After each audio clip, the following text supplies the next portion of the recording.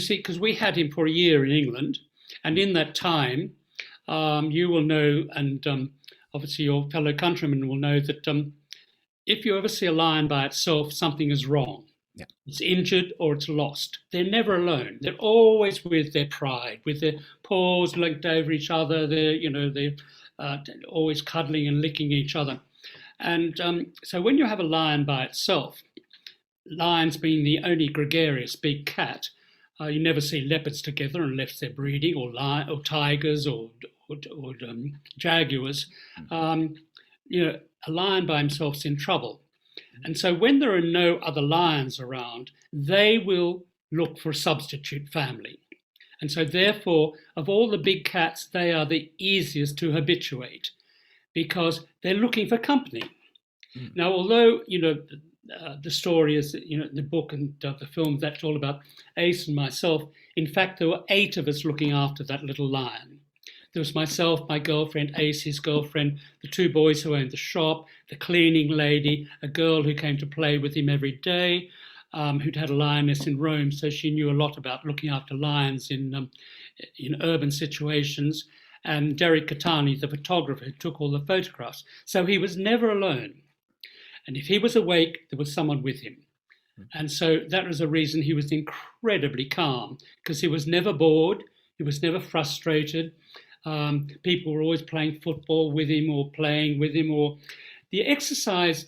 I mean, lions are damn lazy animals. They sleep something like 16 hours a day. They don't need a great deal of exercise. And we used to take him up to this walled graveyard just up the road in the King's Road. And after 20 minutes of chasing a football, that was enough. He'd had it, didn't want any more at all. Yeah. And so that was enough per day. And then the rest of the time was just sitting around playing with people or sleeping.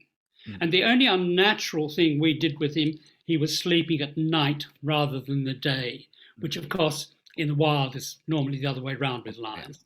Yeah. And in the mornings we sometimes had to wake him up. He was very happy, very content. He was also very well looked after in terms of food, because Harrods had given us a very full dietary list. And 4 meals a day, and 2 liquid and 2 solid.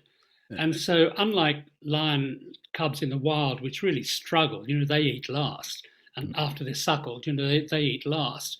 And so if it's a bad season, high fatality. It's a high percentage of cubs that don't make 2 years old, something like 50, 60%. It's a very high percent. And in fact, so Christian, therefore, at 1 year old, when we took him to Kenya, he was a very big lion. And when George Adamson saw him, he said, "This is not a 1-year-old lion." And I said, "Well, he's never missed a meal in his life." Yeah. And of course, the other thing George said, because he looked at Ace and myself and Derek Catani, photographer who came with us. Christian came with a winter coat because he'd come out of winter in England. So there we were, the 4 of us. And George just looked and he said, "You're a hairy bunch, aren't you?" So we had all the road, all the locks, Yeah, of course. No, but to rehabilitate a lion is a long process, because to rehabilitate a leopard is easily. You open the cage door, it's run 100 yards, it's probably already killed 3 things, You don't have to teach them. But lions have to be taught, and they have to be taught to, work as a team. As you know, the process is the lionesses do the initial run because they're lighter and faster. So they'll grab the buffalo or whatever it is, probably not able to kill it. But by the time the male's caught up with his weight, double their size, he comes in with a coup de grace. And of course, it's a very sophisticated system, fascinating to watch. You don't even know if the lionesses can all see each other at one time, but they seem to know what's going on. So Christian had to learn to become part of that team, because the team, his human team couldn't help him, and we're not going to run and catch a buffalo. I mean, and also he had to learn. You mean you didn't try? He also had to learn to know what a buffalo looked like, because he'd only seen a number 22 bus in the King's Road. I mean, he saw a goat next door in London. The goat skin. He saw the goat skins, yes. He didn't see, He didn't see the real, he just saw the goat skins, yeah. Yeah. No, so, and that's why when this opportunity arose, because obviously we knew we couldn't keep him in London forever. And it wasn't because he'd attacked anybody, he was unhappy, or that. It was just he was up to 175 pounds, and having gone from 35 pounds when we bought him, and he would only have to lean against the window of the shop, for example, and could have really injured himself or someone else. And so we'd considered taking him to Longleat, to the Lion Park down there in Wiltshire. And then one day, Bill Travers and Virginia McKenna, who'd played Joy and George Adamson in the film Born Free, came into the shop, and Bill was trying to buy a desk. And we'd never even seen Born Free, but we recognised it and said, "Oh, I think we've got something downstairs you'd prefer." And so he went downstairs and he just said, "Oh my God." He just could not believe how calm Christian was, how affectionate and how healthy. Because when they'd made Born Free, it was very tricky because they were using circus lions initially. One had broken Ginny's ankle, Bill had been attacked. It was not easy. And I'm sure you've seen that film when it all looks so lovely and gentle. It was not. Yeah. Not in the making of that film at all. And suddenly when they saw Christian, they thought, well, this is quite an extraordinary animal. And so they told George Adamson about it because they kept in touch with him. And George was about to rehabilitate a lion of his, which had been in the film of Born Free, and he'd rehabilitated when Born Free film was finished. And so he was actually looking to build up a new pride. And so the opportunity to have a 2-year-old male, he was rather intrigued. And so we started a correspondence, and he said, "Look, I've no idea whether a 5th generation lion can be rehabilitated. I just don't know.